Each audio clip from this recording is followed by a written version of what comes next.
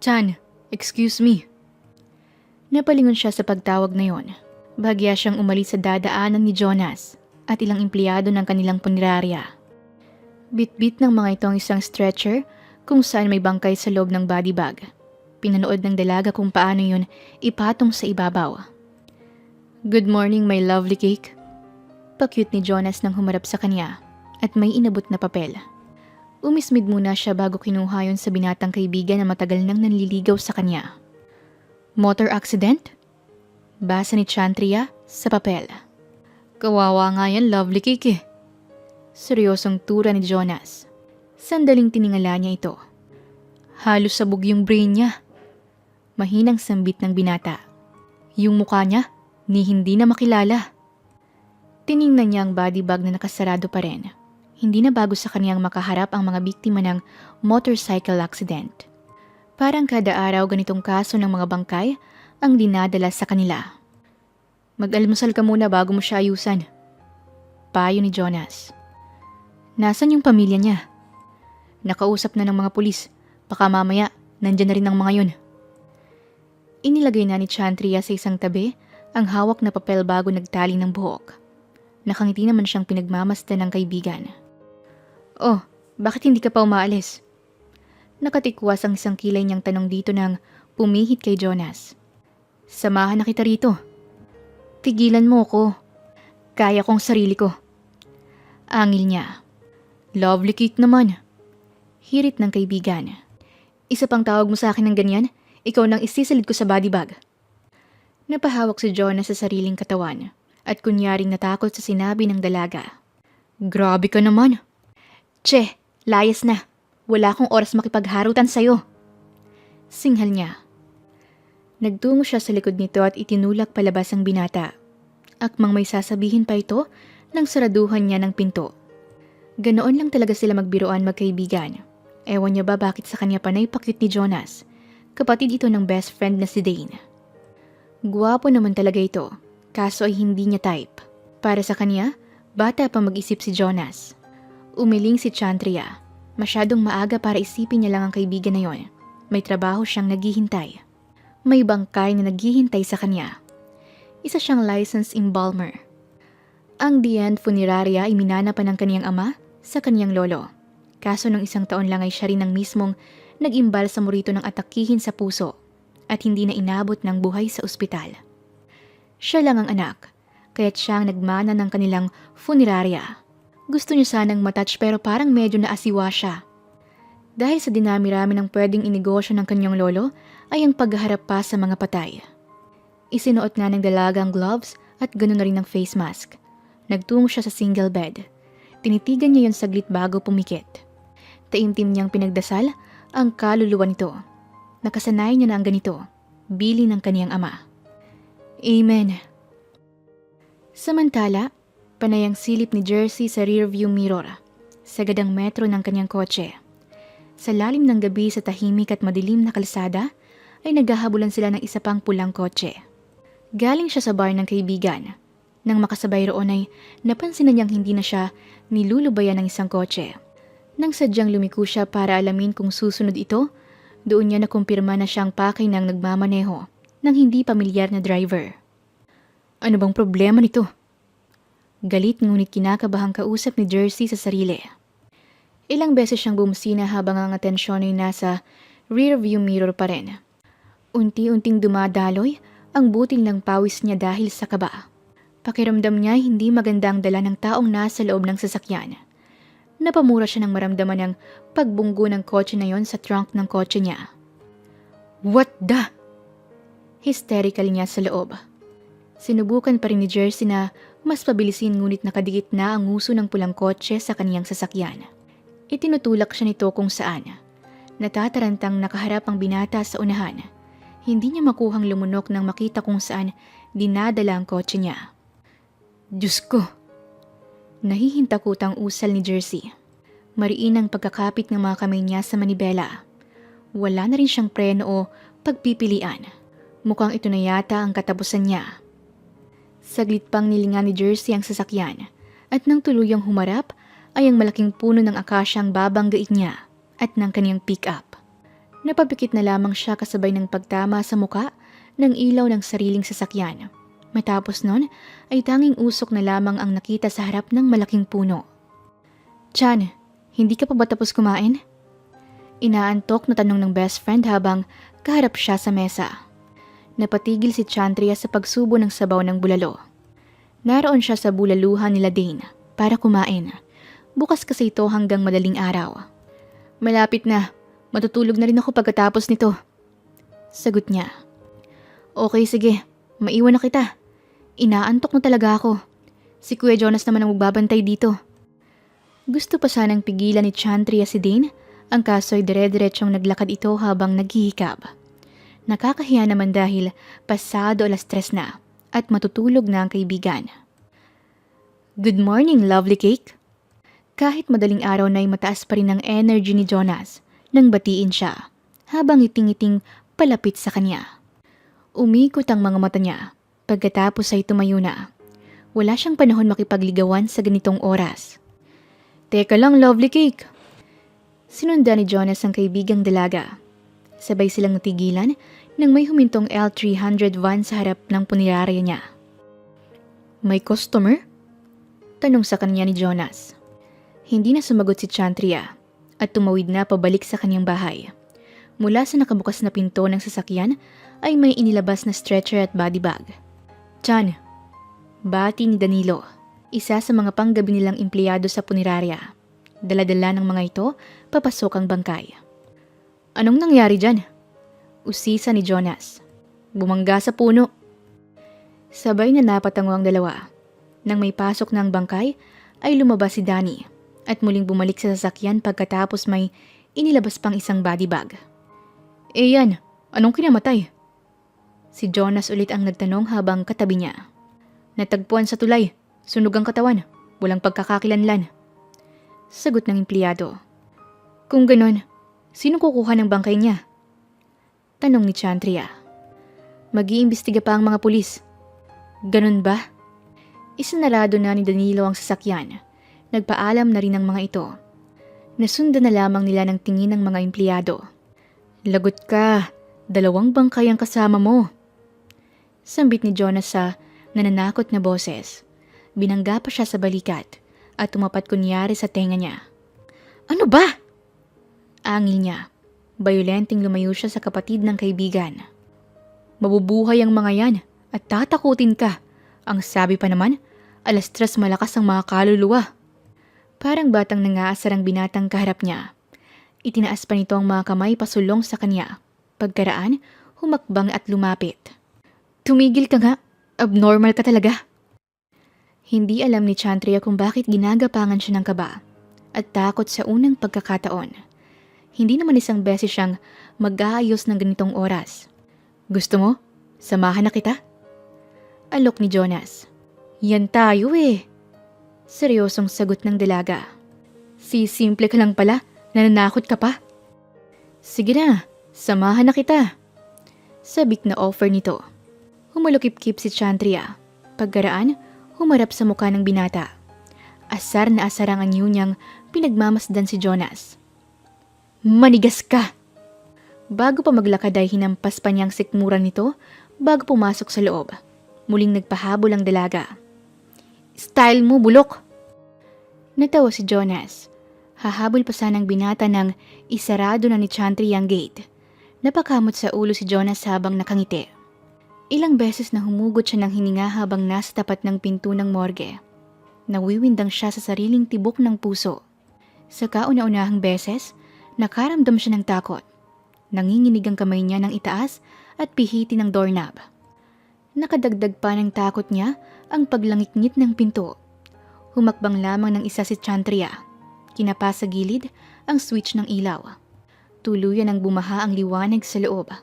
Tensyonadong napalunok ng laway ang dalaga. Nasa paningin niya ang 2 itim na body bag sa magkaibang kama.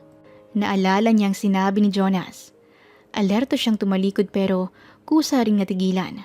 Hindi niya pwedeng takbuhan ng trabaho. Lalo na at kailangan ng mga itong malinisan at maayusan. Kung di siya rin ang mahihirapan sa oras na mangamoy ito. Relax, Chantria. Huwag mong paniwalaan si Jonas. Kausap niya sa sarili, sa kalmadong tono. Muling huminga ng malalim si Chandria. Sandaling isnarado ang mga mata. Pagkatapos, matapang na muling humarap sa mga bangkay. Tahimik siyang naglakad. Saglit pa siyang namili kung sino ang uunahin. Yung bodybag sa kanan o sa kaliwa. Hanggang sa natuon ang mga mata niya sa kanan. Tumango siya. Yun ang uunahin niyang imbalsamuhin. Pigil ang hininga ni Chandria nang ibaba ang zipper ng bodybag. Mula roon ay maingat na binuksan niya yon. Hindi niya makuhang ihinto ang ginagawa ng mabungaran ng mukha ng walang buhay na katawan. Nakapikit ang isang gwapong lalaki. Hanggang sa bumaba ang zipper. Lumantad ang hubad at maskulado nitong katawan. Huminto ang tibok ng puso ni Chandria nang makitang tila pagtaas ng dibdib ng bangkay. Mabilis at takot siyang napasandal sa kabilang higaan. Abot-abot ang tahip ng dibdib ng dalaga habang hindi kumukurap ang mga matang pinakatititigan ng bangkay.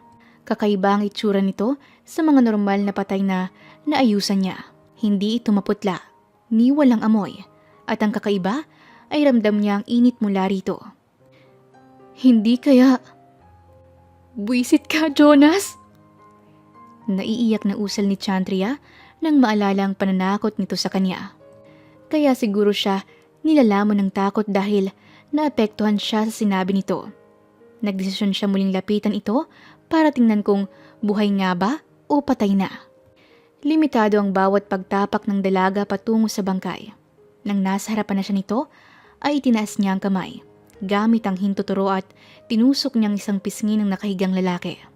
Kulang na lamang lumabas ang puso sa dibdib ni Chandria nang dumilat ang mga mata ng bangkay. Saktong nagtama ang tingin nila. Puwang ang labi ni Chandria habang habol-habol ang hininga.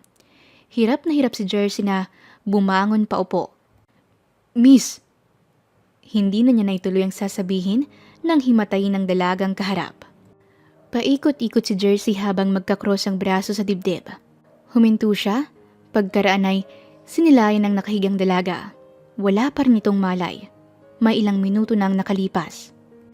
Marahang iminulat ni Chandria ang mga mata. Kisame mula sa kaniyang sala ang nagisnan niya. Dahan-dahang bumangon pa upo ang dalaga. Thank God! You're awake! Napahawak siya ng mahigpit sa sofa nang makaupo. Naroon pa rin ang lalaki kaninang bangkay. Nakatayo na at hinihintay siyang magising. Are you okay? Tanong nito sa kanya. Multo! Sigaw ni Chandria. Natatakot na tumayo ang dalaga sa ibabaw ng sofa. Hindi nito alam kung saan itatapat ang pagsigaw. Hey, miss, huwag kang sumigaw. Let me explain. Habol ni Jersey. Akmang lalapit ito sa dalaga. Pero maagap na lumundag pababa si Chandria ng sofa. Hinablot agad niya ang braso nito para hindi makasigaw mula sa bintana. Nang umikot ay nakaharap na ng dalaga ang mukha ni Jersey. Hinapit nito ang bewang niya. Mahigpit para hindi makagalaw. Natigilan si Chandria. Pero nang makabawi ay muli niyang ibinuka ang bibig para muling sumigaw. Maagap na tinakpan iyon ng binata gamit ang palad. Tinitigan niya ang mga mata ng takot na dalaga. Huwag kang sumigaw. Hindi ako multo, okay? Nauubusang pasensyang anang ni Jersey. Natigilan si Chandria. Pilit niyang sinusundan ang mga mata ng kaharap ng binata. Ramdam niya ang palad. Ganun na rin ang mga daliri na halos bumaon sa balat niya sa bewang. Mainit yon. Dama niya rin ang mainit na pantaas at hubad na katawan ng kaharap. Ngayon, alam na niyang buhay ito. Napagtanto rin ni Chandria kung gaano kalapit ang mga katawan nila. Walang kahit anong espasyo sa pagitan nila. Otomatikong kinagat ng dalaga ang palad na nakasakop sa bibig niya. Napahiyaw si Jersey sa sakit. Kasabay nun ay ang paglayo sa dalaga. Napahawak si Chandria sa sariling labi habang pinagmamasdan ang dumadaing na binata habang nakayukod ang katawan at hawak ang kamay. Napakurap siya ng balingan siya nito ng masamang tingin. Kahit may masakit, ay pilit na tumindig si Jersey.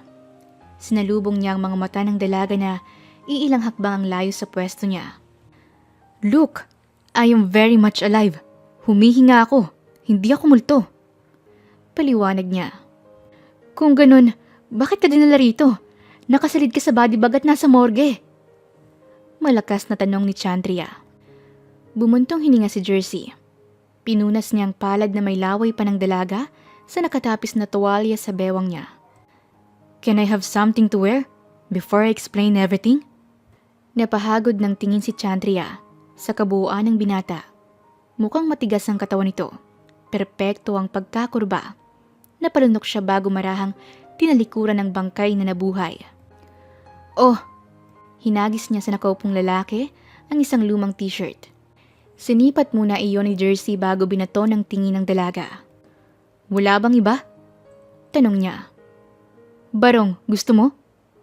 Masungit na balik tanong nito. Okay, fine. Pikon niyang sagot at isinuot ang t-shirt. Humalukip-kip si Chandria. Naglakad sa tapat ng binata. Tiningala naman niya ito. Agad niyang nilabanan ng magagandang mga mata ng lalaki. Ngayon, sabihin mo kung sino ka. Tumayo si Jersey. I'm Jersey. Jersey Saldriaga. Saldriaga? Pamilyar sa dalaga ang apelidong yon. Kung hindi siya nagkakamali, ay apelido yun ng gobernador ng lugar nila. I'm the son of Governor Julio Saldriaga. Pagklaro nito. So, paano ka napunta rito at pinagkamalang patay? Someone tried to kill me. Natigilan si Chandria. Naghinang ang mga mata nila ni Jersey. Sa mukha nga ng binata ay may gasgas pa ito sa parting noo at pisngi. Masamang damo ka siguro kaya hindi ka natuluyan. Pasaring niya. Come on, hindi pa pwedeng hindi ko pa oras? At saka, hindi magaling ang nagtangka sa akin. Pagmamayabang nito, umikot ang mga mata ni Chandria. Tumalikod na siya rito habang nanatiling nakahalukip-kip. Sige na, alis na. Puntahan mo na si Governor Saldriaga at ibalita mong patay na nabuhay ang anak niya. Wait, Chandria. Habol nito. Huminto siya sa paglalakad. Marahang lumingon sa binata habang nag-aarko ang mga kilay. Paano mo nalaman ang pangalan ko? Naitikom ni Jersey ang bibig. Kanina nang dalhin niya ang dalagang nahimatay, saka hanap niya ng damit ay marami siyang nakita sa loob ng bahay nito. Mula sa litrato sa frame, ilang identification card at certificates. Through your embalming certificates. Nakatikwas ang isang kilay ni Chandria nang masilayan ang nakasabit na frame kung nasaan ang kanyang certificate bilang imbalsamador. Please, listen to me, Chandria. Binalikan niya ng atensyon ang nakikiusap na imahe ng anak ng kanilang gobernador. Lumapit pa ito sa kanya. Hindi ko pwedeng tawagan ng daddy ko hanggat hindi ko alam kung sino ang nagtangka sa buhay ko. Okay, gets ko. Kung ganun, umalis ka na. Matutulog na ako. Tatalikod na sana siya sa pangalawang pagkakataon nang pigilan na naman siya ni Jersey. Hinawakan siya sa braso. Paglingon niya ay nagsalubong ang kanilang mga mata. Can you let me stay here? Otomatikong inigkas ni Chandria ang brasong hawak ng binata habang may hindi makapaniwalang anyo. Nababaliw ka na ba? Ayaw mong bumalik sa daddy mo? Tapos mananatili ka rito para akong ilagay mo sa kapahamakan? Sarkastikong tanong niya. No, it's not like that. I just needed a place to hide. Yung malayo sa lugar ko, yung hindi nila alam. Kapag alam ko na kung sino yung bumangga ng kotse ko, aalis na ako. Hindi. Putol agad ng dalaga sa matigas na tono. Natigilan si Jersey. Sa nakikita niya ay imposibleng mapapayag niyang magandang dalaga sa harapan niya. Ngayon, alis na dahil may bangkay pa na naghihintay sa akin. Chandria, ano na naman? Buwisit na nagdadabog na tanong ni Chandria. Hindi naman magawang makapagsalita ng binata. Nahihiya siyang hilingin pa ulit-ulit ang gusto niyang mangyari. Wala naman talagang papayag na maging magulo ang buhay. Alis na. Okay. Malungkot na tugon ni Jersey. Tumungo para may tago ang pagkadismaya. Sandaling pinagmamasdan ni Chantry ang binata. Nakaramdam siya ng awa pero pilit niyang iwinaksi ang pakiramdam na yon. Last request. Pahabol pa nito.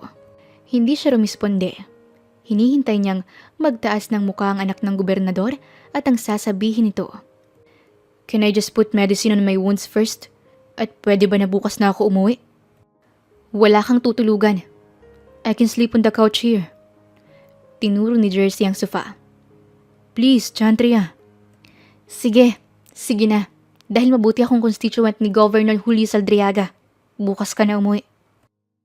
Tuluyan ang umalis si Chantria at iniwan si Jersey roon. Napahinga ng malalim ang binata. Good morning. Nahihiyang bati ni Jersey sa dalagang kumakain sa lamesa. Oh, request granted. Umaga na. Nakatulog ka na at lahat-lahat. Alis na. Pagtataboy nito sa kaniya habang pinipira-piraso ang hawak na pandesal. Chantria. Huminto ang dalaga. Walang emosyong tiningala niya si Jersey. Sabog pa ang itim nitong buhok na bagay sa morning yet sexy look ng binata. Kagabi pa kasi ako hindi kumakain. Humawak ito sa sariling tiyan at itinoon ang mga mata sa almusal sa ibabaw ng kanyang mesa. Umirap si Chantria. Kinuha niyang sariling plato na nasa lamesa. Upo na. Pilit niyang alok. Gumuhit ang magandang ngiti sa labi ni Jersey. Sabik na iniusod ang silya at umupo. Kinuha niya agad ang tinidor bago kumuha ng sunny side up egg. Thank you, Chantria. Seryosong pasasalamat ni Jersey habang nanguya at pinagmamasdan ng dalagang kaharap. Peking ngiti ang ibinigay niya rito. Pwedeng magtanong, Chantria. Paalmusal na? Pa-interview pa? Angil niya. Curious lang ako, please. Ano yun? Bakit sa dinami-dami ng trabaho? Bakit pinili mong maging imbalsamador? Tiningnan ni Chantria si Jersey. Don't get me wrong, walang mali sa trabaho mo. Nakaka-curious lang, maganda ka, at maraming bagay na trabaho. Natigilan ang binata ng madulas sa pagpuri sa dalagang kaharap. Lumunok muna si Chantria. Pilit niyang binaliwala ang papuri ng binata. Gusto ko ng tahimik na buhay. Pinili kong maging imbalsamador para laging tahimik. Walang reklamo yung mga inaayusan ko. Walang kahit anong maririnig sa kanila. May ngiti pa sa labi niya ng magpaliwanag. I get it. Natatawa at patango-tangong wika naman ni Jersey. Matapos maubos ang hawak na tinapay ni Chantria, kumuha siya ng isang hotdog at sinubo. Natigilan siya ng bumarayon sa kaniyang lalamunan. Are you okay?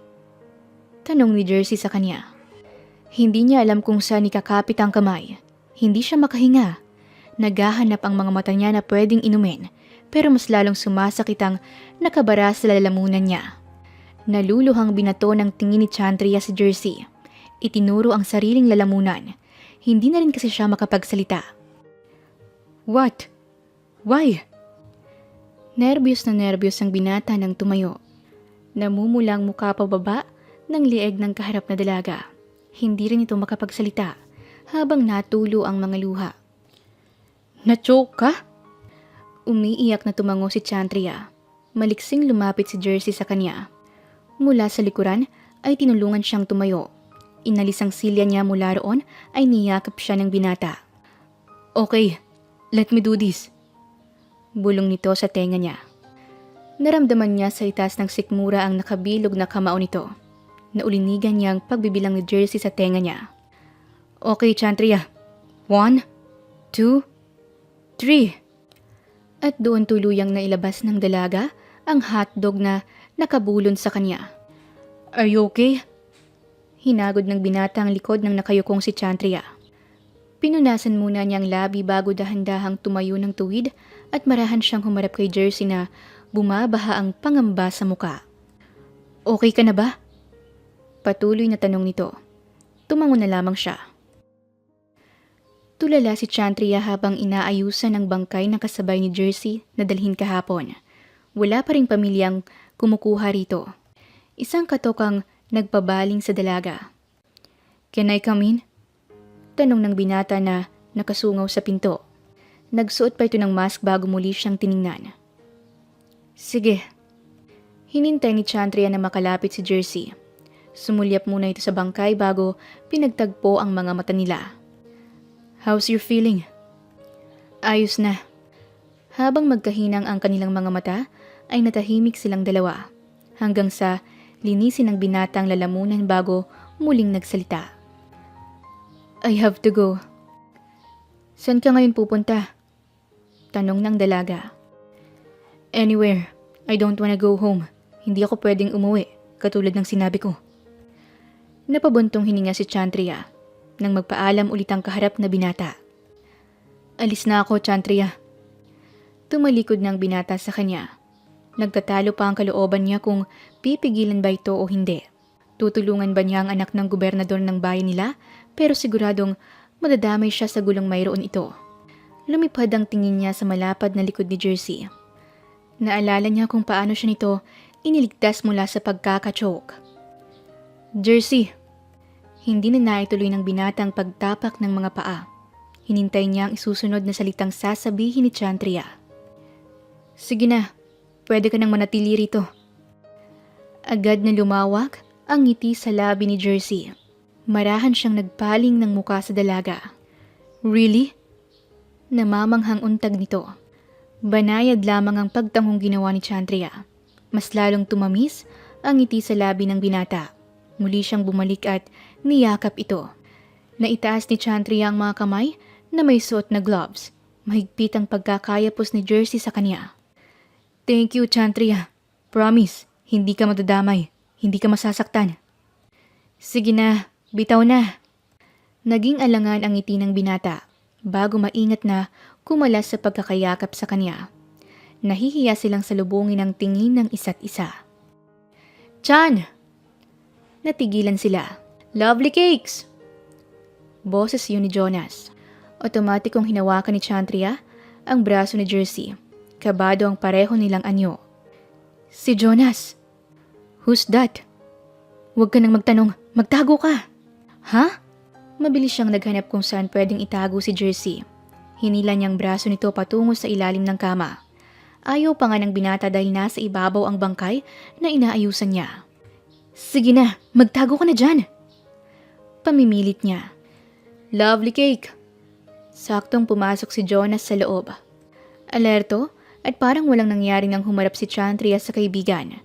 Sinipa pa niya ng mahina ang nakalabas na paa ni Jersey. Wala na yung isang bangkay? Tanong nito nang mapansin ng blankong isang kama. Ha? Oo. Kailan kinuha? Parang hindi ko napansin. Alangan namang magpaalam pa sa iyo yung bangkay, no? Magliliwanag na kinuha kaya baka sarado na ang bulaluhan nyo. Okay. Pagkatapos niyan, kain tayo? Diskarte ni Jonas kay Chandria na dinikitan pa ang dalaga. Mula sa ilalim ay napakunot noo si Jersey. Kitang-kita niya ang mga paang magkadikit habang naririnig ang isang lalaking pumuporma pa sa dalaga. Nakaramdam siya ng inis. Sige, tara. Lumabas na tayo. Mabilis na hinila ni Chandria si Jonas na lubusang pinagtaka ng binata. Ngunit nagpatianod pa rin ito sa dalaga palabas ng morgue. Napatingin si Jersey nang dumating si Chandria. Buti hindi ka nakita ni Jonas. Nag-aalalang sambit nito nang lumapit sa kanya. Hindi siya kumibo. Hanggang sabay silang napatingin sa TV nang biglang may breaking news. Seryoso silang napatutok doon. What? Kulang na lamang itapat ni Jersey ang muka sa monitor ng telebisyon habang hindi makapaniwala sa naririnig sa balita. Bakit sinabi nilang nagpakamatay ka? Tanong ng dalaga mula sa kanyang likuran. I don't know. At saka, bakit may nakita pa ring bangkay sa kotse mo?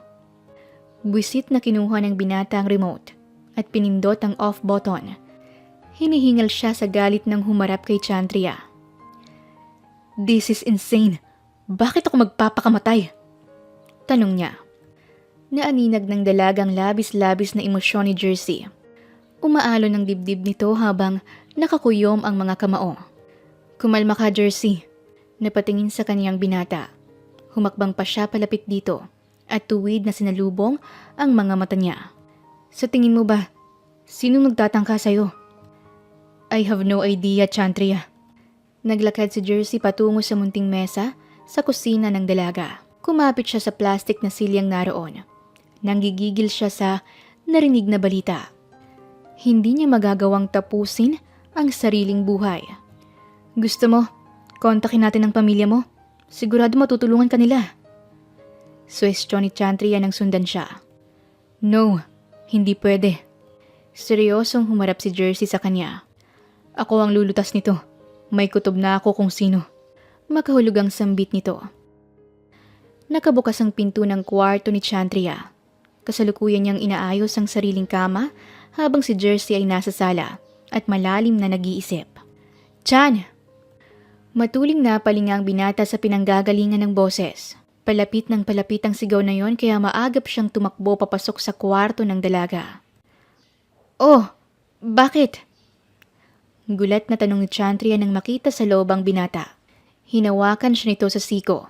Pagkaraan ay inilapit. May naghahanap sa'yo. Ano? Chan! Otomatikong isinarado niya ang pinto. Idinikit niya sa likod noon si Jersey habang siya ay nasa harap nito at mahigpit ang pagkakahawak sa doorknob. Chantria! Si Dane iyon at sigurado siyang nasa sala ang kaibigan. Nagkatinginan sila ng binata. Nang muling tawagin ng kaibigan ng pangalan niya ay napilitan siyang sumagot. Bakit Dane? Balik sigaw niya sa kaswal na paraan. Nasaan ka? Nasa kwarto? Umalog ang doorknob. Ganon na rin ang pinto. Kung hindi siya nagkakamali, ay binubuksan ng best friend ang pinto ng kwarto niya. Bakit nakalak? Chan, papasok ako. Hindi pwede. Bayolenteng reaksyon niya kasabay ng pagpigil sa pagbukas ng pinto. Aray! Hiyaw ni Jersey ng aksidenteng matapakan ni Chantria ang paa niya sa kakapigil sa pinto. Wait, may kasama ka ba sa loob ng kwarto mo? Tanong ni Dane. Ang sakit! Daing ng binata. Gamit ang isang kamay ay tinakpan niya ang bibig ng binata habang ang kabila ay nakapigil sa pinto. Walang boses niyang pinagalitan si Jersey. May kasama ka ba sa loob, Chantria? Ha? Wala! May narinig ako eh. Binalingan ni Chantria ng isang galit na tingin ng binata habang mariin ang pagkakatakip ng palad sa bibig nito. Maagap na isinarado niya ang pinto ng makalabas. Naroon si Dane at hinihintay siya. Hindi pa rin ito huminto sa katatanong kung may kasama siya sa loob. Pinanindigan niyang wala siyang kasama. Ayaw na niyang madamay at malaman ng kaibigan na kasama niya sa bahay ang anak ng gobernador nila. Pasimple at matatag niyang dinala si Dane sa kusina para ilayo na sa kwarto. Sabay silang umupo dalawa. Alam mo na yung balita? Ang alin? Yung anak ni Gov Saldriaga, nagpakamatay raw. Natigilan si Chantria. Sayang, ang gwapo pa naman nun. Tapos mga uod lang ang makikinabang. Sana sa punerarya mo na lang dinala, no? Para nakita natin siya ng hubot-hubad. Tumigil ka nga din. Wala na yung taong pinagnanasahan mo pa. Joke lang ito naman. Tumikim si Jersey mula sa likod ng pinto. Maliwanag niyang naririnig ang kwentuhan ng dalawang dalaga. Kung ganoon, ay kalat na sa lugar nila ang pag-aakalang siya mismo ang kumitil sa sarili niyang buhay. Paano na ngayon ang kanyang daddy? Siguradong masama ang loob at malungkot ito dahil sa mga nangyari. Election period pa naman at kandidato ang ama para sa susunod na termino. Mas lalong nanggigil si Jersey. Malaman niya lang talaga kung sinong nasa likod ng pagtatangka sa buhay niya, pagbabayarin niya ito. Bakit hindi ka pa natutulog? Tanong ni Chantria nang maabutan ng binata sa bintana. Nakaupo ito roon at malayo ang tingin. Katatapos mo lang? Pag-iiba naman ito bago siya tiningnan. Oo, may isang matandang lalaki akong inayusan. Kawawa nga eh. Iyak nang iyak yung mga anak. Bumaba ang atensyon ni Jersey sa hawak niyang plastic. Napatingin din siya tuloy sa sariling hawak. Gusto mo ng bulalo? Alok ni Chantria. Pakiramdam niya ay mabigat ang loob ng binata dahil sa mga nangyari. Lalo na sa mga kumakalat na kasinungalingang nagpakamatay ito. Ang weird nyo. Sa tapat ng funeral home, may tindahan ng bulalo. Buti may bumibili pa sa kanila.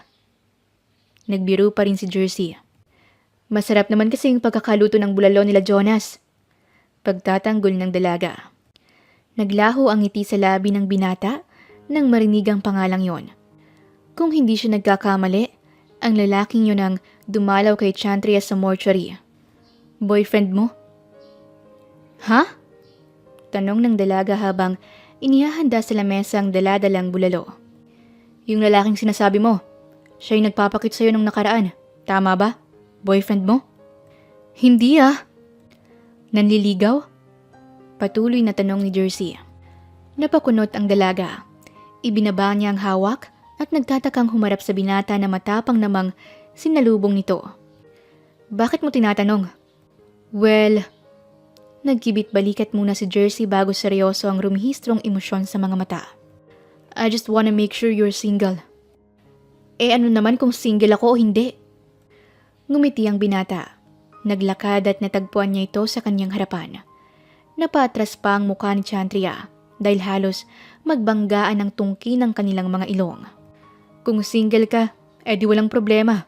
Pwede kitang ligawan at pwede mo akong sagutin. Tila may nagkarirahang kabayo sa dibdib ni Chantria habang walang kakurap-kurap na nakatitig sa nagniningning na mga mata ni Jersey.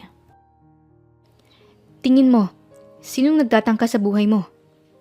Tanong ni Chantria habang magharap sila ni Jersey sa lamesa at kasalukuyang nag-aalmusal. Malakas ang kutob ko. Si Roger Simon Gonyo.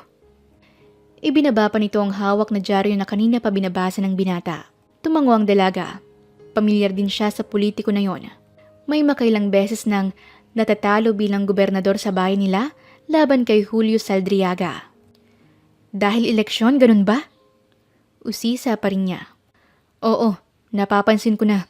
Ilang araw nang may lalaki akong nakikita kung saan ako pumunta. I remember last night bago ako maaksidente. May lalaking nakatayo sa malayo habang nakatingin sa akin nung nasa counter ako ng bar. Oh, nagbabar ka? Nahalata ni Jersey na may ibang ibig sabihin ang pagtango ng dalaga. Ganon na rin ang mga mata nitong naghihinala. Nagiinom lang ako ron and most of my friends ay nandun. Paliwanag niya. Friends? O baka naman girlfriend? Pigil na iritang panguhuli ni Chantria sa binata. Ipinatong ni Jersey ang mga braso sa ibabaw ng mesa. Buong kumpiyansang nilaban ang tingin ng dalagang naghihinala sa kanya. Kaibigan lang, Chantria. I don't have a girlfriend. Walang girlfriend? Ganiyang muka? Itinuro pa nito ang kaniyang muka. Oo.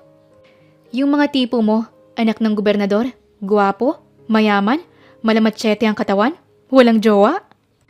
Tumayo na si Chantria sa kinaupuan. Hindi niya alam kung bakit dinapuan siya ng irita sa pinag-uusapan nila ngayon. Kanina naman ay maayos silang nag-uusap. Ngumiti si Jersey at tumindig. Humakbang at nagtungo sa likod ng dalaga. Mula roon ay hinawakan niyang magkabilang braso nito. Nagsiselos ka ba? Pigil ang pagtawa niyang tanong. Ano? Halos sumalimpad ang buhok nito sa bilis at bayolenteng reaksyon nang harapin siya. Para itong isang kriminal na guilty sa inakusa. Mas lalong napangiti si Jersey. Nahihibang ka ba? Bakit ako magsiselos? Oo nga no. Bakit pa ba ako nagtatanong? Obvious naman ang sagot. Itinaas pa nito ang baba ni Chantria habang may nakakalokong ngiti sa labi. Mabilis na iniwas ng dalaga ang muka. Don't be jealous, Chantria. Tinaasan na lamang niya ng magkabilang kilay ang nagyayabang na si Jersey. Kapag naging tayo, hindi na ako magbabar hopping. Ikaw na lang lagi kong sasamahan. Pakyut pa nito. Loko-loko! Itinulak niya ang binata sa dibdib at itinago ang kilig dahil sa sinabi nito. Lovely cake? Sabay silang natigilan nang makita si Jonas. Sandali silang nagkatitigang magkaibigan hanggang sa lumipat ang magulat nitong mata kay Jersey. Sino siya? Sa wakas na tanong ng binata sa kanya. Jonas. Kinakabahan niyang sagot. Akmang lalapit si Chantria sa kaibigan nang hawakan ni Jersey ang kamay niya. Sandaling nagtagpo ang mga tingin nila bago binato ng atensyon si Jonas. I'm Jersey. Paano mo nagawa sa akin to? Paano mo? Hep. Pigil niya sa pagdadrama ng binata na para bang may relasyon sila. At nahuli siya sa aktong may lalaki. Ang OA mo, Jonas. Patamad na dugtong ni Chantria. Kung ganon, idadamay mo ang lovely cake ko sa gulo mo. Magkakaharap ang tatlo sa mesa. Ipinaliwanag niyang lahat sa kaibigan dahil may tiwala naman siya rito. At para hindi na rin mag-isip ng kung ano-ano pa si Jonah sa pagsasama nilang dalawa ni Jersey. That's not going to happen. Agad na sagot ni Jersey na sinulyapan pa si Chantria. I won't let her get hurt, I swear. Hindi raw. Bakit nandito ka? Dapat umalis ka na. Patuloy ni Jonas habang may napipiko na anyo. You don't understand. Lovely cake, paalisin mo na nga tong lalaki na to.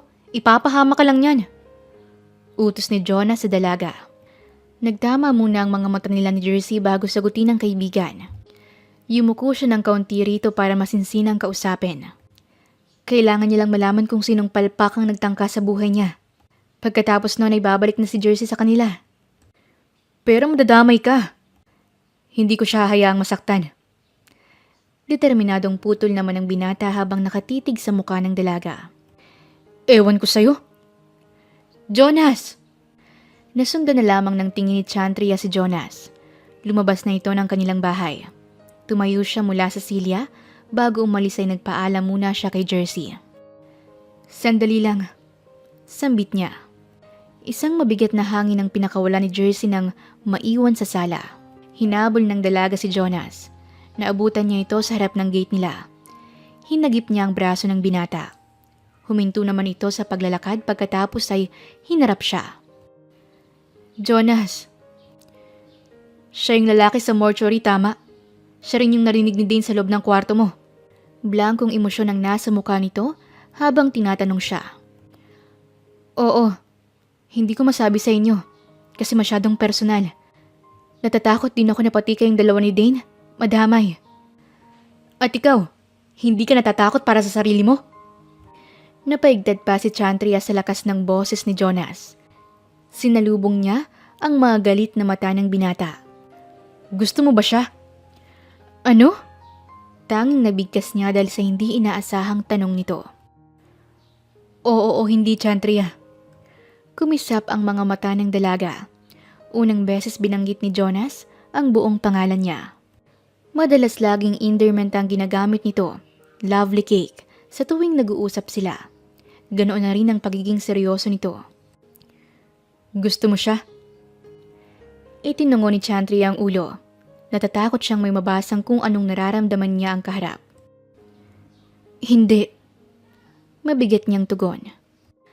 Natawa ng pagak si Jonas. Tumingala pa nga ito sa langit, para bang hindi makapaniwala sa narinig sa kanya. Ang tagal ko nagpaparamdam sa'yo. Ilang taon ba? 5? 4? Habang siya, may 2 o 3 araw mo palang nakikilala.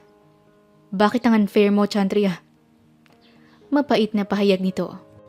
Buhat sa narinig ay nagtaas ng mukha ang dalaga. Nasasaktan siya buhat sa naririnig kay Jonas. Noon pa man, talagang kaibigan at wala siyang nararamdamang espesyal para rito. At gusto niyang magpakatotoo sa nararamdaman. Importante ka sa akin, Jonas. Alam mo yan.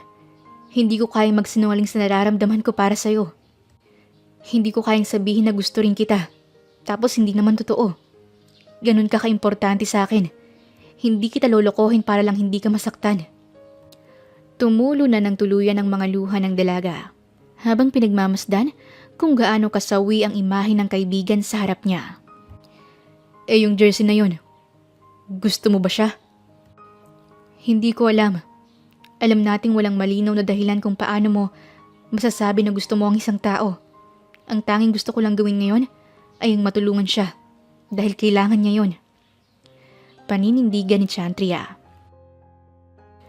Chantria, mabilis na hinawakan ni Jersey ang kamay niya.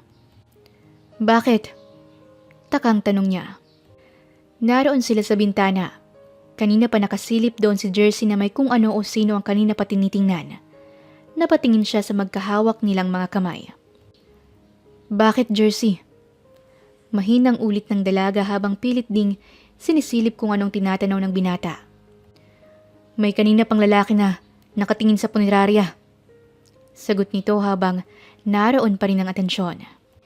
Nakipagsiksikan si Chantria para masilip rin ng tinutukoy nito.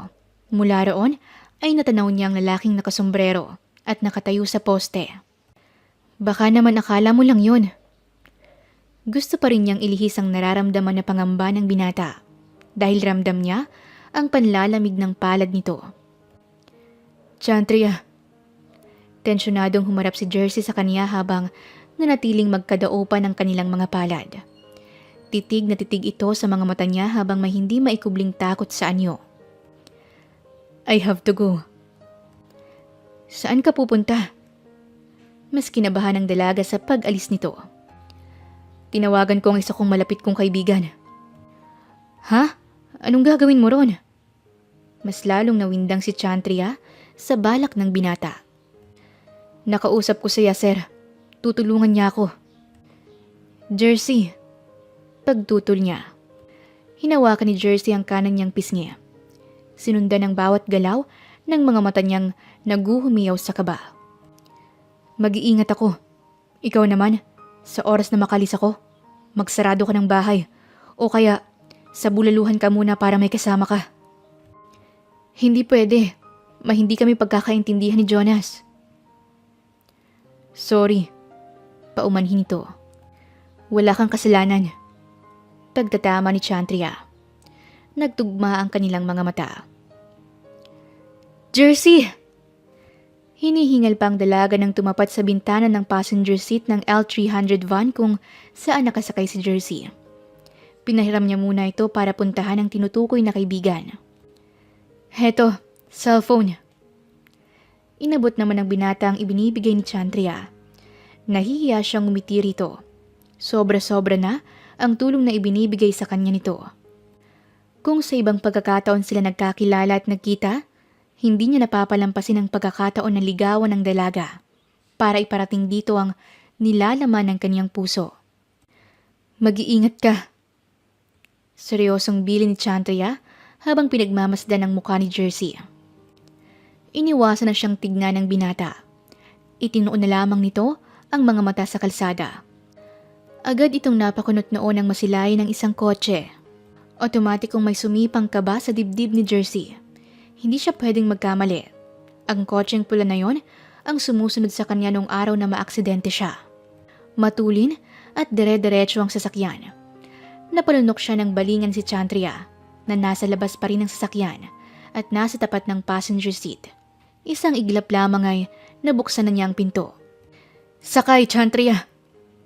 Nagmamadaling utos niya pagkatapos ay ibinalik ang tingin sa kotseng parating. Ano? Takang untag ng dalaga. Bilis! Sakay na! Pagmamadali sa kanya ni Jersey. Sumunod naman si Chantria.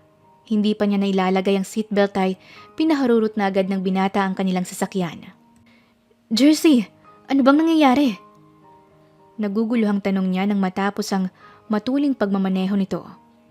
Lumiko lamang sila sa isang hindi kilalang kalye bago bumagal ang takbo. Nasa anyo pa rin ng binata ang tensyon. Jersey! Tawag niya ulit dito. Yung kotse kanina. Habol hiningang umpisa nito nang tingnan siya. Alin? Yung pula? Sigurado akong yun ang bumangga sa pick-up ko noon. Nahigit ni Chantria ang hininga. Kaya pala, ganoon na lamang ang takot at pagmamadali ni Jersey. Halos lumipad ang sinasakyan nila. Ayos ka lang? Sorry, ang bilis ng pagkakadrive ko. Depensa nito nang maging kalmado. Okay lang ako. Ikaw? I'm fine. Siguro kung hindi kita kasama at naiwan ka mag-isa sa bahay, dun ako hindi magiging okay. Nagkatitigan ng dalawa. Nagtungo sila sa isang convenience store. Sinigurado nilang hindi makikilala si Jersey. Tagong-tago ang mukha nito sa suot na sombrero at face mask. Naka-jacket din ang binata habang magkatabi sila sa upuan. Sa tingin mo, alam nila na buhay ka pa? Tanong ni Chantria. Hindi ko rin alam. Siguro, taon ni Roger yung mga nasa labas ng bahay. Minamatyagan ka at sinisiguro kung buhay ka pa talaga. Tama ka. Pagsang-ayon ni Jersey. Tiningnan niya ang balisang imahe ng binata. Kanina pa hindi maipinta ang mukha nito. Hindi rin siya nilalayuan at magkatabi sila sa upuan. Alerto ito sa paligid. Panaka-naka pang hinahawakan ng kamay niya sa tuwing makakarinig ng pagbukas ng pinto. Jersey? Yes, sir. At dumating na nga ang hinihintay nilang kaibigan ng binata. Isa raw itong secret agent. Pinagkakatiwalaan daw ito ni Jersey. Sino siya? Tanong ni Yeser sa katabi niyang dalaga. Si Chantria. Siya yung embalmer na muntik nang mag-imbalsa mo sa akin. Chantria. Siya si Yasir. Malapit kong kaibigan. Nagkamay lamang ang dalawa. Hanggang sa hilingin ni Yasir na ihatid na ang dalaga kung saan ito nakatira para makapagplano na sila ni Jersey. Chantria. Napatingin ng dalaga kay Jersey. Naroon na sila sa labas ng convenience store. Inabot nito ang mga kamay niya matapos nun ay tuwid siyang tinignan sa mga mata. Ihahatid ka nila, Samson. Nagbaling ito ng tingin sa mga lalaking kausap ni Yasir sa kotse. Sinunda naman iyon ang tingin ni Chantria bago muling nagsalubong ang kanilang mga mata. Babantayan ka nila sa labas ng bahay. Sasama ako kay Yasir. May mga bagay lang kami nga ayusin. Napalunok siya ng laway dahil sa mga narinig kay Jersey. May nabubuhay na kung anong takot sa puso niya. Gusto niya yung itago sa binata pero hindi niya magawa. It's okay. Masuyong sinapo ni Jersey ang pisngi ni Chantria. Naaaninag niyang tubig sa mga mata nito. Kaibigan ko si Yasir. Mga tao niyang maghahatid sa'yo. I trust them. Hindi kita hayaang sumama sa kanila kung hindi. Paano ka? Tanong niya. Pagkatapos ng asikasuhin namin, babalik ako sa'yo. Siguradong sambit ni Jersey. Jersey, we need to move. Singit ni Yasir mula sa di kalayuan. Mabilis na hinalikan ng binata ang noo ni Chantria habang hinahaplos ang pisngi nito. Sige na, sumakay ka na. Mag-ingat ka. Halos mapatag ng dalaga ang sahig sa pagbabalik-balik. May ilang minuto na siyang nasa bahay habang wala pa si Jersey. Lihim namang nagbabantay sa labas ang mga lalaking naghatid sa kanya para masiguradong ligtas siya. Pero hindi pa rin niya magawang hindi mag-alala. Chantria!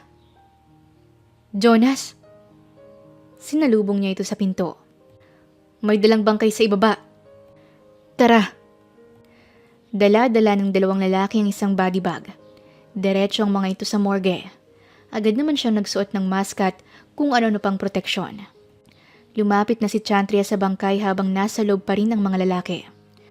Nang buksan ng dalagang zipper, ay agad na bumangon ng lalaking naroon at sinakal siya. Chantria! Sigaw ni Jonas nang maabutan ng nangyari. Akmang dadaluhangin pa ng dalawang lalaki ang dalaga nang agad na pinigilan iyon ng binata. Buong lakas na sinampahan ng dalawang magtatangka kay Chantria. Bitawan mo ako! Sigaw niya habang pilit na inaalis ang kamay ng lalaking buhay na buhay at siya ang papatayin. Hanggang sa dumating ang ilang lalaking kaibigan ni Yasir. Alertong tinulungan ito si Jonas at Chantria. Hingal na hingal siya ng hawakan ng kaibigan palayo sa mga lalaki. Parehong punong-puno ng takot ang kanilang mga muka habang pinapanood kung paano arestuhin ng mga sumaklolo sa kanila. Pasensya na, Jonas. Nadamay ka pa. Kaibigan kita. Hindi kita panonoorin sa kalinlang ng mga lalaking yun. Tinabihan siya ng kaibigan. Pagkatapos ay inakbayan. Napaiyak si Chantria. Inihilig niya ang ulo sa balikat ni Jonas. Naiiyak siya dahil kahit na nireject na niya ito at hindi sinasadyang saktan ay heto pa rin sa tabi niya. Chantria! Humahango si Jersey nang pumasok sa loob. Napahinto ito nang maabutan ng dalawa sa sala. Jersey! Marahang lumayo ang dalaga sa nakakbay na kaibigan.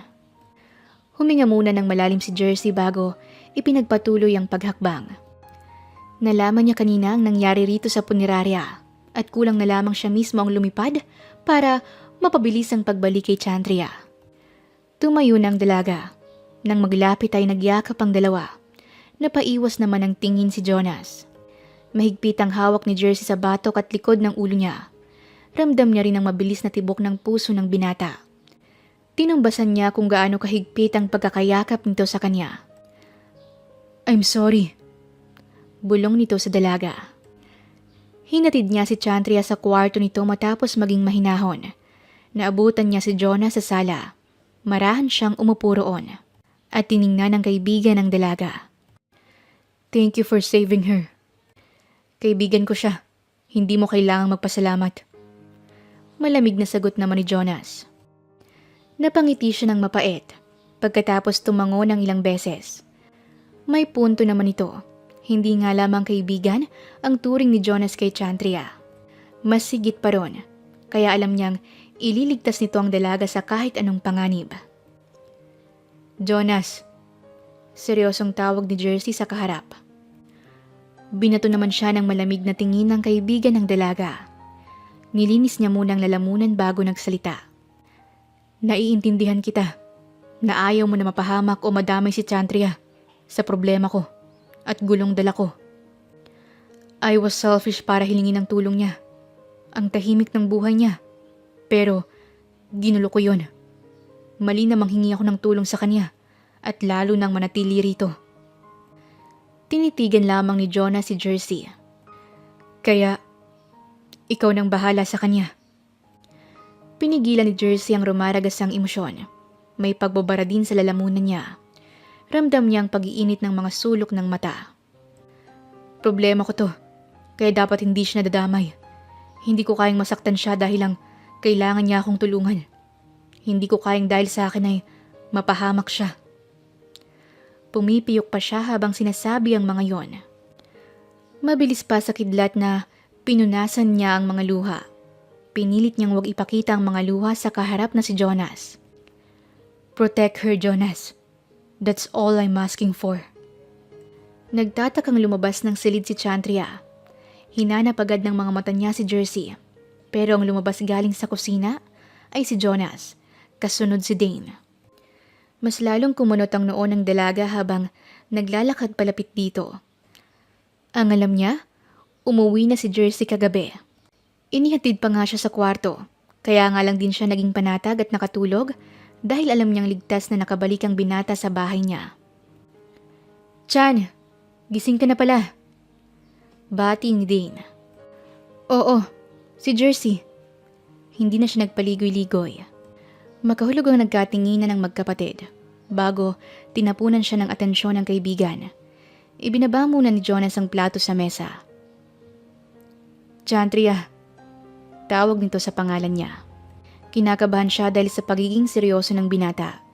Hindi rin maganda ang kutob niya dahil wala si Jersey sa loob ng bahay. "Umalis na kasi si Jersey." "Umalis?" Ulit niya. "Nagpaalam siya kagabi. Ang sabi niya, si Agent Yeser na raw ang tutulong sa kanya." Lumaglag ang mga luha ni Chantria buhat sa narinig. Naging mahigpit pa ang kapit niya sa Celia. Sigurado siyang isa lang ang dahilan kung bakit tuluyang umalis si Jersey. Ayaw ka na niyang madamay sa problema niya. Dagdag pa ni Jonas. Nilapitan ng dalaga at hinawakan sa likod. Huwag ka raw mag-alala sa kanya dahil magiging ligtas siya. At maayos na niyang gulong mayroon siya. Tuluyang nalukot ang mukha ni Chantria sa bugso ng damdamin. Tinakpan niyang nanginginig na labi para impit na umiyak. "Chan!" Naiiyak na lumapit at yumakap sa kaniyang kaibigang si Dane. Wala sa sarili si Chantria habang inaayusan ng isang bangkay. May isang araw nang lumipas nang umalis si Jersey. Ni mensahe o tawag ay wala siyang natatanggap dito. Hindi niya alam kung may karapatan ba siyang maramdaman ito. Kung may karapatan ba siyang mangulila sa binata. Dahil ano ba siya nito? Ni hindi nga naging malinaw ang kanilang naging relasyon. Kung may pagtingin ba si Jersey sa kanya o baka tumatanaw lamang ng utang na loob. Kung alin sa dalawa ay hindi niya alam. Ang sigurado lamang ni Chantria ay mabigat ang kaniyang puso dahil sa pagkawala ni Jersey. Alam niyang ginawa iyon ng binata para sa kanya. Pero bakit hindi ito nagtanong? Kung ayaw niya talagang madamay, siya mismo ang magsasabi ng bagay na yun kay Jersey. Pero hindi niya ginawa Dahil kung ayaw niya ng kapahamakan, hindi niya makakasama si Jersey. At anong kwenta ng mapayapang buhay kung wala ang taong gusto mong makasama? Kung gulo man ang dala ni Jersey sa buhay niya, handa siyang tanggapin basta kasama niya itong humarap doon. Hindi na nakatili si Chandria nang may tumakip sa bibig niya. Nang mawala ng malay ang dalaga, ay agad na binuhat ito ng lalaki palabas ng punerarya. Isinakay sa kotseng pula. Huli na nang lumabas si Jonas at Dane dahil humaharurot na ang kotse. Jonas! Jersey! Naabutan ni Jersey ang kaibigan ni Chandria sa labas ng punerarya. May mga nagkalat na ring usisero at ilang otoridad. What happened? Kulang ang kaba para mailarawan ng nararamdaman niya. Nakatanggap siya ng tawag mula kay Jonas na dinukot ang dalaga.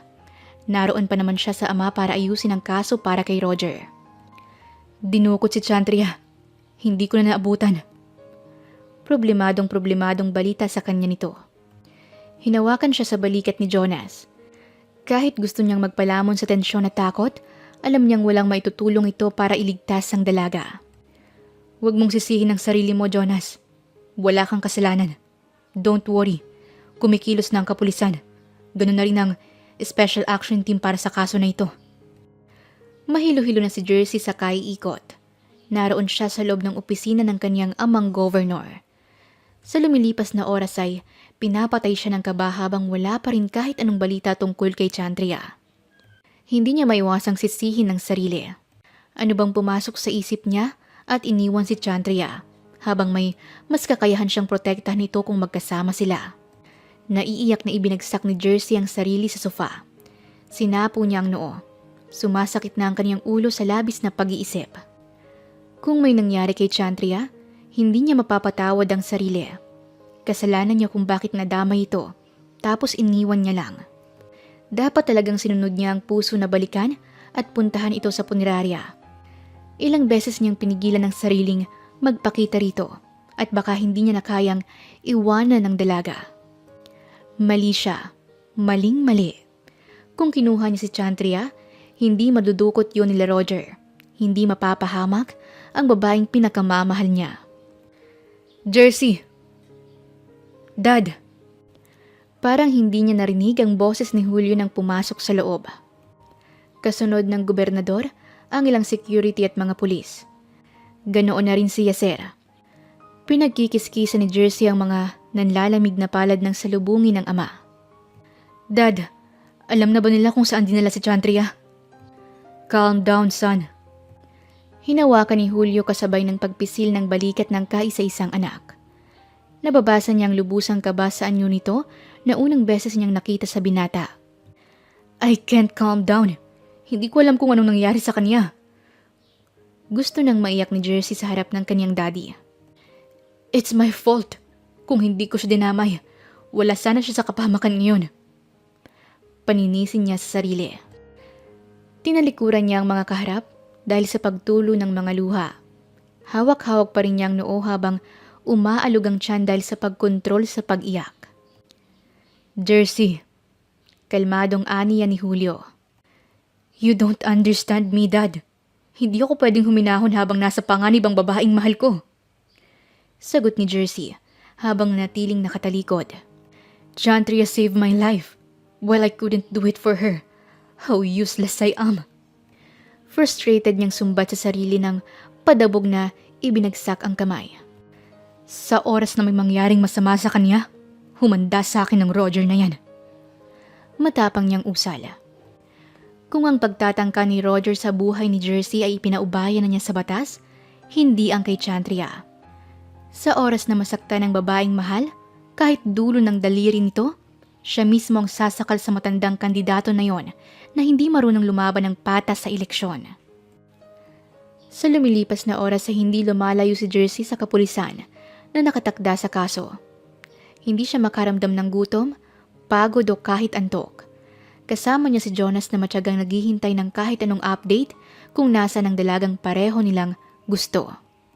Pareho rin silang nagbibigay ng kahit anong idea kung saan pwedeng naroon si Chandria. Binibigyan din nila ng payo ang isa't isa para maging kalmado.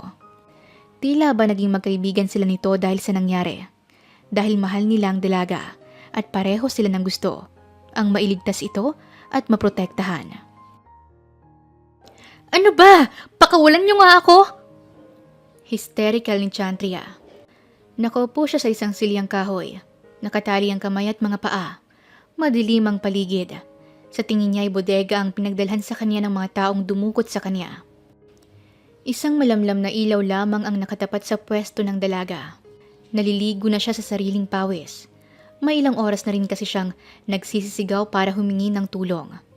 Sinisikap rin niyang alisin ang pagkakatali ng mga kamay. Ang kaso, masyadong mahigpit ang tali. Hoy, babaeng balsamador! Kahit malagot ang litid mo sa kasisigaw, walang makaririnig sa'yo. Pataw-taw ang sambit ng lalaking nakaitim at nakasuot ng nakakatakot na maskara. Ano bang kailangan nyo? Pera? Wala rin akong pera. Hindi ako mayaman kaya kung kidnap for ransom to. Nagsasayang lang kayo ng effort. Wala na akong magulang para hingan nyo ng milyon. Kaya pwede ba? Pakawalan nyo na ako. Sagot niya at pilit na nagwawala. Alam namin. Ang kaso, may lalaking alam naming hindi ka matitiis at siya ang kailangan ng boss namin. Sinong lalaki? Yung bangkay na nabuhay, si Mr. Dead Body. Nananakot pa ang boses ng kidnapper ng dalaga. Natigilan si Chantria. Naalala niya si Jersey. Ito siguro ang kinatatakot ng binata. Ang siya ang puntiryahin ng mga nagtatangka rito na nangyari na nga. Alam naming ililigtas ka niya at kapag nangyari yun, siya ang kukunin namin at papatayin. Hindi niya magagawa yun sa kanya. At bakit niyo naman naiisip na ililigtas niya ako? Magkaibigan lang kami. Kaibigan? Nang aasar na tanong ng lalaking nakasuot ng maskara. Napahinto muli si Chantria. Kahit siya'y hindi maniniwala sa sinabing magkaibigan lamang sila ni Jersey. Umaasa siyang makakalusot sa mga lalaking to. Alam mo na hindi totoo yan. Ang sabi nga, matapos ka namin kidnapin, ay dumating na agad ang Mr. Dead Body mo sa punerarya mo. Nahugot niya ang hininga dahil sa naririnig na kwento ng lalaking nakatayo sa harap niya. Yun ba ang kaibigan? Patuloy na pang-aasar nito. Mapapatunayan natin kung kaibigan nga lang ang turing sa'yo ng anak ng gobernador. Kung dadating siya rito at ililigtas ka o hindi. Tumataas ang dibdib ni Jersey. Kasalukuyan siyang nakakubli sa isang madilim na pwesto. Nagmasid siya sa paligid. Naroon din ang ilang kapulisan. Si Yasir at si Jonas. Nakatanggap sila ng lead kung nasaan ang dalaga. Nasa isang lumang pier. Tahimik at maingat ang bawat galaw ng mga otoridad sa paligid. Nagsimula na rin ang mga itong lumakad para palibutan ang buong pier. Tinanguan ni Yasir si Jersey. Hudyat para kumilos na siya. May natanggap silang tawag mula sa taong miyembro ng grupo ni Roger. Nakasabwat at impormante nila. Mag-ingat ka. Napalinga siya nang magtungo sa kanya si Jonas.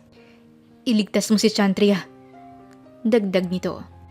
Tumango si Jersey sa kaibigan ng dalaga. Nakayukong naglakad siya patungo sa likod ng pantalan. Tanging hampas ng alon mula sa dagat ang maririnig sa paligid. Kasabay ng malamig na hangin. Sinisikap niyang walang likhaing-ingay ang bawat pagtapak niya. Marahan siyang pumasok sa loob. Ang sabi sa tawag ay nasa loob si Chantria. Sa lumang tambakan. Alertong idinikit ni Jersey ang sarili sa isang sulok. May dumang tauhan ni Roger. Buti na lamang ay hindi siya nakita ng mga ito. Ang bilin pa naman ng mga pulis ay maging maingat para walang mapahamak sa operasyong ito. Humugot siya ng hininga nang makita ang isang lumang pinto. Tumapat siya roon pagkatapos ay maingat na binuksan. Napasinghap si Chantria nang may humawak sa kanyang braso. At nang buksan ang mga gulat na mata, ay agad na may tumakip sa bibig niya. Jersey? Tawag niya sa kabila ng pagkabusal ng bibig. Sinenyasan siya ng binata na huwag maingay. Umiiyak siyang tumango. Pinagkatitigan nila ang bawat isa. Naroon ang sabik, takot at kaba ng dalawa. Dahan-dahang ibinaba ni Jersey ang panyong nakatali sa bibig ni Chantria. Matapos ay ang sa kamay at sa mga paa nito. Chantria! Hindi niya napigilan na sabik na yakapin ng dalaga.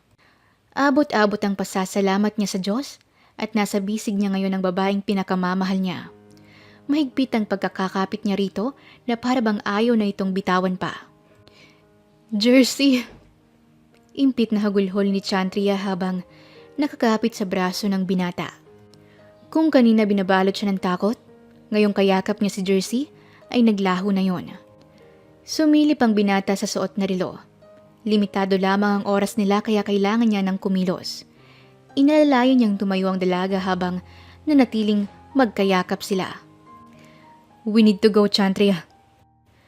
Nang naghiwalay ang kanilang mga katawan, ay maagap niyang hinawakan ang kamay ni Chantria. Saglit pa niya itong nilinga para tingnan kung ayos na ito. Kaya mong maglakad? Oo, tugon niya. Magkadaupan ang kanilang mga palad habang palabas. Sinilip muna ni Jersey kung may tao sa paligid. Nang masiguradong wala na, ay pinagpatuloy nilang paglalakad. Hoy! Saan kayo pupunta? Gulatan sila nang may makasalubong na lalaki. Otomatikong binitawan niya ang kamay ni Chantria nang masilayan ang paghugot ng baril ng lalaki. Nakipagpisikalan si Jersey. Alam niyang may laban siya rito. Marunong siya ng iba't ibang klase ng martial arts. Napatili at napayuko si Chantria nang may marinig na putok ng baril.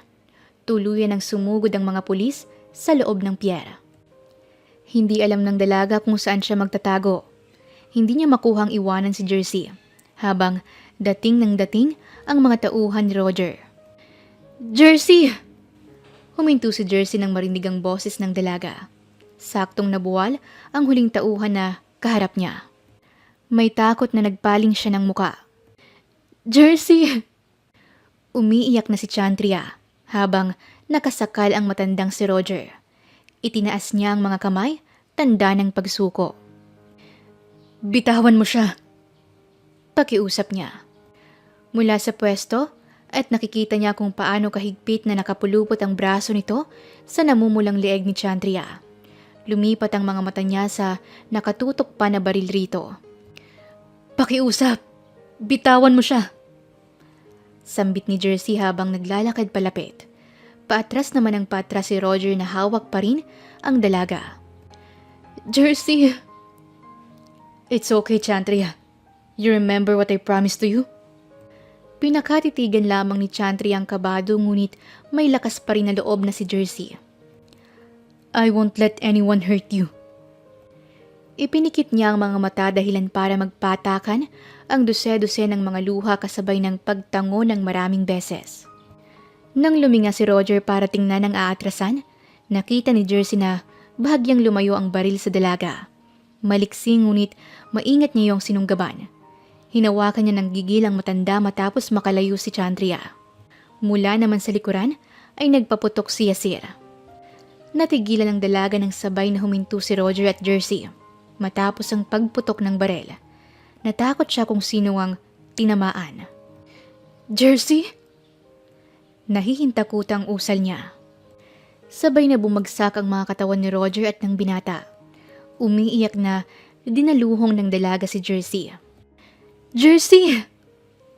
Gising niya rito habang sabog ang mga luha sa muka pero nanatiling nakasarado ang mga mata nito. Hinagod niya ng tingin ang kabuuan ng binata. Nanginginig niyang hinawakan ang isang kamay ni Jersey. Itinapat sa sariling labi. Jersey, gumising ka. Huwag mo kong iwan, hindi ka pwedeng mamatay. Hindi kita haayusan kapag dinala ka sa punerarya ko. Jersey! Atungal ni Chantria pagkatapos ay inalog-alog ang binata. Umaasang magigising ito. Jersey, huwag mo kong iwan. Hindi ko pa nasasabi sa'yo na mahal kita. Really? Nakangiting nagmulat ng mga mata ang binata. Natigilan ang dalaga. Mahal mo ko? Patuloy ng binata. Buisit ka? Hinampas ni Chantry ang balikat nito nang tamaan siya ng hiya. Binitawan niya ang kamay nito at pinunasan ng mga luha. Napaamin tuloy siya nang wala sa oras. Marahan niyang binalingan si Jersey. Naroon pa rin ang mga mata nitong nakatingin sa kanya. Look. Napilitang lingunin ni Chantry ang binata. Binuksan nito ang suot na jacket. May suot itong bulletproof. Muli niyang binalikan ang tingin ng mukha ni Jersey. Hindi na kita ulit iiwan para maprotektahan ka at masiguradong ligtas ka bawat oras, Chantria. Seryosong sambit nito. Dapat lang, kung ang makasama ka ay may kaakibat na gulo, handa akong masaktan makasama ka lang. Kinabig ni Jersey ang batok ng dalaga. Buong pagmamahal niyang hinalikan ang noo nito, habang nakahawak naman si Chantria sa bewang niya. Marahang bumaba ang mukha ng binata sa kanya. Pinagkikiskisan ng tungki ng kanilang mga ilong habang masuyong sapo ang kanyang pisngi. Mahal na mahal kita, Chantria del Mundo. Mahal din kita, Mr. Dead Body. Pareho silang napangiti habang marahang inilapit ni Jersey ang labi sa dalaga. Pumikit si Chantria at gumanti ng halik sa pinakamamahal na lalaki.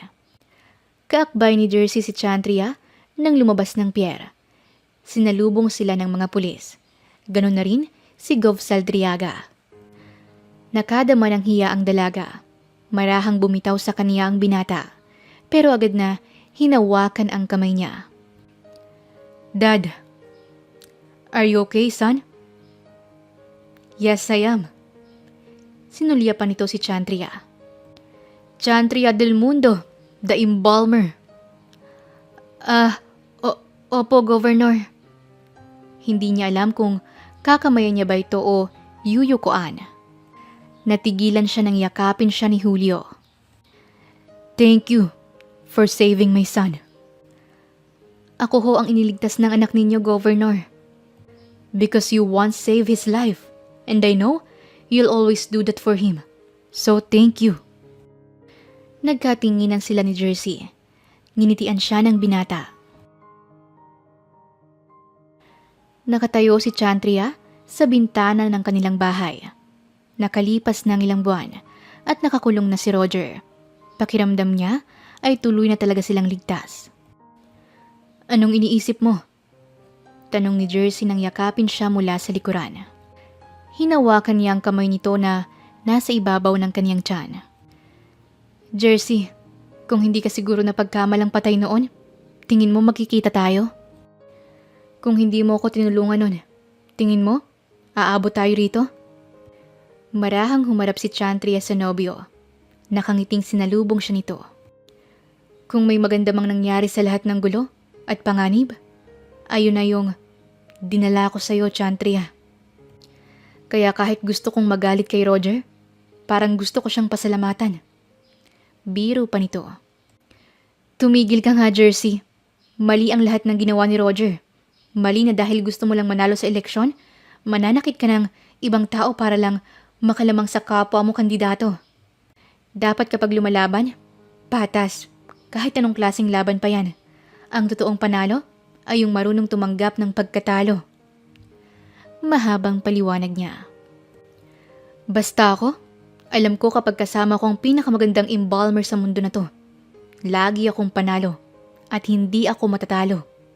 Pagmamayabang pa ni Jersey. Matama silang nagkatitigan sa isa't isa at dahan-dahang nagdikit ang kanilang mga labi.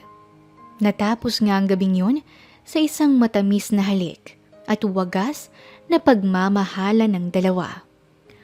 Wakas.